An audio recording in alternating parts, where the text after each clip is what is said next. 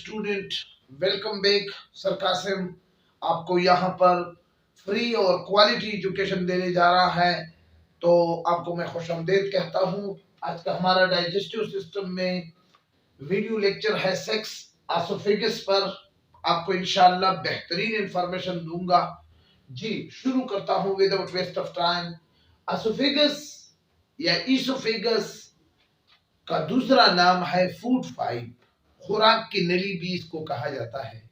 यानी ये वो मस्कुलर ट्यूब है जिसमें बुलस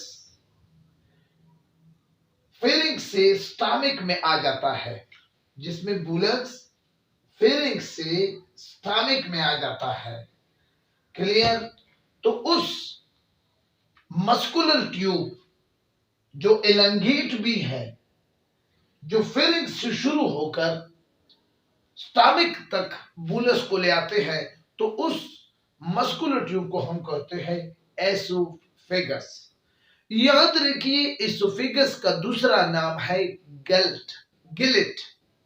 ठीक है ना, गिलेट। क्लियर? ये भी याद रखिए कि एसोफेगस या ईसोफेगस ये डाइजेस्टिव सिस्टम का तीसरा बड़ा पार्ट है। ये ऐसा पार्ट है कि जहां पर कोई डाइजेशन नहीं होती, नो डाइजेशन हियर, बिकॉज यहां पर कोई डाइजेस्टिव ग्लैंड मौजूद नहीं है। यहां पर सिर्फ एक ग्लैंड है जिसको हम कहते हैं म्यूकस ग्लैंड। लोकेशन एसोफेगस का, ये हवा की नली जिसको हम ट्रिकिया कहते हैं, उसकी बिहाइंड और स्पाइनल वर्टिब्रिया या वर्टिब्रियल कॉलम के फ्रंट में होगा। एसोफेगस ऊपर से, ये देखो, ऊपर से नीचे आता है और यहां पर आपको डायफ्राम नजर आएगा। ये डायफ्राम को इसी तरह क्रॉस करेगा, बिल्कुल ये चेस्ट कैविटी है, यहां से ये आ जाता है क्या, स्टमक में। याद रखिए ईसोफेगस के दो स्पेंचर है।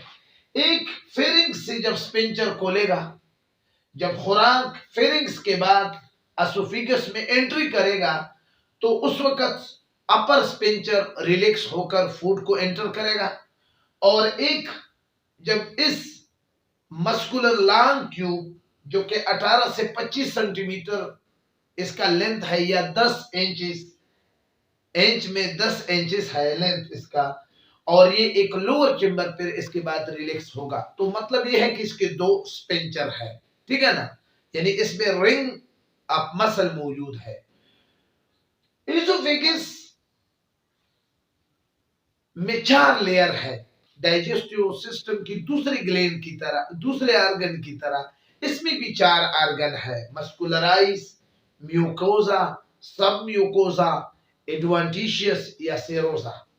याद रखिए कि इसकी सब म्यूकोजा लेयर सबसे थिकेस्ट लेयर पूरे डाइजेस्टिव सिस्टम में इसका है, ईसोफेगस का है। ईसोफेगस में 4 लेयर है, वो तो हम क्लियर कर चुके हैं। ईसोफेगस के अगर 3 हिस्से हम कर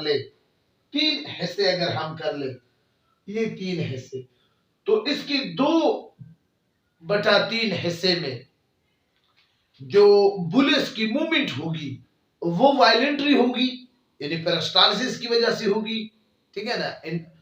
और 1/3 वो क्या होगा, 1/3 क्या होगा, इनवायलेंटरी होगा, जो हमारे कंट्रोल में नहीं है। अगर हम चाहे भी तो इसको हम वापस नहीं ला सकते। याद रखिए एसोफेगस के फंक्शन में हम ट्रांसपोर्ट ऑफ फूड, ठीक है ना, इस 25 सेंटीमीटर के लेंथ की जो मस्कुलर ट्यूब है, जो फेरिंक्स से शुरू होकर स्टमक तक पहुंच जाता है, इसमें सॉलिड फूड 4 से 8 सेकंड में पहुंचता है, जबकि लिक्विड फूड 1 सेकंड में पहुंचता है। ये भी इंफॉर्मेशन है। इसके फंक्शन में ट्रांसपोर्ट ऑफ फूड है, ट्रांसपोर्ट ऑफ लिक्विड है, और इसके अलावा ये जैसे ही बुलस को अंदर कर लेगा, ठीक है ना, शाल्विंग भी है, पेरिस्टालसिस मूवमेंट भी यहां पर आपको नजर आएगी। इसोफेगस में आपको बुलस पेरिस्टालसिस मूवमेंट के जरिए, wave like contraction and relaxation के जरिए, यानी इस तरह सिचुएशन में, ये है आपका एक, ये दूसरा, ये मैं आपको ड्रा करने जा रहा हूं। ये आपका मिसाल के तौर पर क्या है, बुलस है, ये नीचे की तरफ जाएगी, तो ये यहां पर बुलस यानी इस तरह कंट्रिक होगी, ये नीचे आएगी। अब इसके बाद यहां पर फिर कंट्रिक होगी, ये फिर बुलस नीचे आएगी। तो इस तरह के वेव लाइक कंट्रैक्शन को हम कहते हैं कि ये पेरिस्टालसिस मूवमेंट के जरिए। तो यहां पर तीसरा इसका क्या फंक्शन है कि ये वेव लाइक कंट्रैक्शन भी करती है।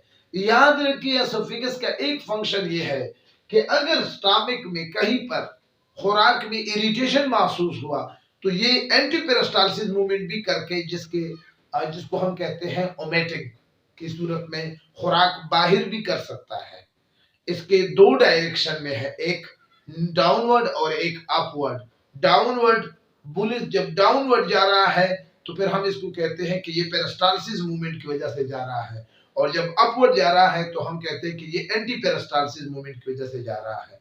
और यहां से स्टमक में जब चले जाते हैं तो यहाँ पर जो डिफ्यूजन सब्सटेंसेस है इसको हम ये प्रिवेंट कर लेते हैं कि वापस ना आए। तो ये सब कुछ हमारे साथ इसोफेगस के हवाले से था। उम्मीद करता हूं कि आपको ये लेक्चर अच्छा लगा होगा। अगर इसमें आपको कोई भी चीज, कोई भी मसला है, इसोफेगस एक छोटा सा टॉपिक था, इंशाल्लाह इसके बाद स्टमक गेट शिप स्ट्रक्चर इंशाल्लाह अलग ही पढ़ाऊंगा। वीडियो लेक्चर नंबर 7 में आपके साथ फिर हाजिर होऊंगा। उस वक्त तक इजाजत दीजिए, अपने दुआओं में याद रखिए। खुदा हाफिज।